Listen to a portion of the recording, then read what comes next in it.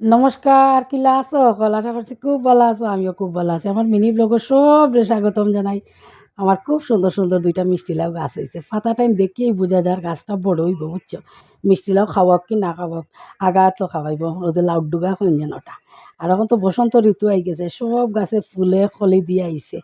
আর ও ফাঁকো কিতা করলাম, আমি রান্না করাতাছিলাম। সকালবেলা খাওয়া-দাওয়া শেষ করলাম। তারপরে অর্ধেক রান্না করছি। করিয়া আইছি ছাদের উপরে। গাছও জল দিতাম। কই গাছও যদি জল না দেই তাইলে বসন্ত ঋতু রানি তেমন বৃষ্টি-উষ্টি তো হর না আমরার এদিকে। গাছটাইন একদম মরে যাইব। আর গাছ তো দেখে কি হেলদি পাতা-উতা দেখলে ভাল লাগে, সবুজ পাতা-উতা। তো আইছি ছাদের উপরে জল দিতাম। জল দিয়া দেখি ছাদের উপরটা বড়াইতে কই একটু ঝাড়ু দিয়া পরিষ্কার করে যাইগি, যেহেতু এত সময় আছে। সবসময় সময় থাকে না। আর কড়া রোদ থাকলে রোদের মধ্যেও ঝাড়ু দেওয়া যায় না। নাইলে হয় সকালে দিতাই, নাইলে বিকালে দিতাই। তো ছাদের উপরটা ঝাড়ু দিয়া বাঁকা জাবড়াও হয়ে গেছে। আর ঝাড়ু-উড়ু দেওয়া পরিষ্কার জায়গা দেখতেও ভালো লাগে।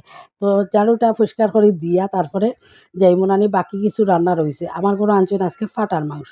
তো ফাটার মাংস তো রান্না করিয়া সারছি। আর রান্না করতাম কিতা জানোনি? ছাদের উপরটা ভাল লাগে নিতে পারতাম না। আজকে আর রান্না করতাম মুখি দিয়া, ছোট, ছোট মাছ আছে যে ওটা দিয়া আর শীদলের দরো, বুঝছো? শীদল দরো খাইতে খুব বেশি ভাল লাগে। লাউ ডাঁটা দিলে, লাউ ডুগা যে ওটা দিলেও ভাল লাগে। আরেকদিন করছিলাম আমি লাউ ডুগা দিয়া শীদল দরো খাটল বিচি দিয়া। তো মুখিটাই ধরে সিদ্ধ করে লিছি বাকল সমেত। এর লেগে সুন্দর মতো বাকলটাই ছুটানি গেছে। এইদিকে সবটা রেডি করছি, ছোটো মাছ, পিঁয়াজ, রসুন, কয়টা কাঁচা লঙ্কাও চিরিয়া দিছি। দিয়া এইটা ইয়ে করি আর শীতল দরো করবো। এইদিকে আমার ছেলের পরীক্ষা তো তাই পড়ায় ব্যস্ত। তো শীতল দরোটা এখন আমি রান্না করি আর কিরকম জানোনি? কড়াইয়ের মধ্যে তো অল্প তেল দিছি। শীতল দরো কি শীতল চাটনি, শুটকি এই ধরনের খানির মধ্যে খুব বেশি তেলে চমচমা লাগে না। আর ঝালটা শুকনা মরিচের গুঁড়ার ঝাল নাই, কাঁচা মরিচের ঝাল হইলে খুব ভালো হয়।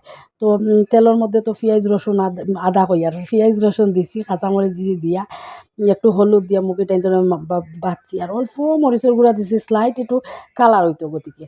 তবুও দেখবা শীতল দরো যে রান্না করার পরে দেখবে একদম হলুদ কালার হয়ে যায়।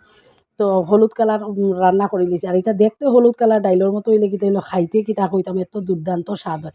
এটার মধ্যে যদি ছোট, ছোট ফুটি, মোখা, ৫ মিশালি ১২ মিশালি একটা মাছ পাওয়া যায় নানি বাজারও। ওটা দিয়া খাইতেও ভাল লাগে। তো ফাটার মাংস তো আমি রান্না করছি, আমার প্রতিদেবে শীতল দরও খাইতা না, বুঝছো? তাইন খালি শীতলের চাটনি খায়। তো তানরে দিলাম ফাটার মাংস। আর আমি কিতা হয় মুরগির মাংস হোক আর ফাটার মাংস হোক, ঘরে যদি অন্য কোনো খাবার আইটেম থাকে তাইলে আমি মুরগির মাংস, ফাটার মাংস ওটা খাইতে ভাল লাগে না। আমার ছোটো ফুলাইটা, বুঝছো? আমি সিলেটি রূপু বাঙালি মানুষ, কিন্তু আমার ফুলাইটা হইল গিয়া পাঞ্জাবি। একে খালি রুটি খাইতে চায়। দিনের বেলা যদি তারে রুটি দেও হে খুশি থাকে। এদিকে সাদার গুঁড়া ফুরাই গেছে। সাদার গুঁড়া করলাম, রান্না-বাড়া করলাম, বন্যায় রান্নাঘর পরিষ্কার করে। আর আমি সবরে খাওয়াইয়া আমি খাওয়া-দাওয়া করিলাম। ভালো লাগলে লাইক, কমেন্ট, শেয়ার করে সব ভালো থাকিও। টাটা।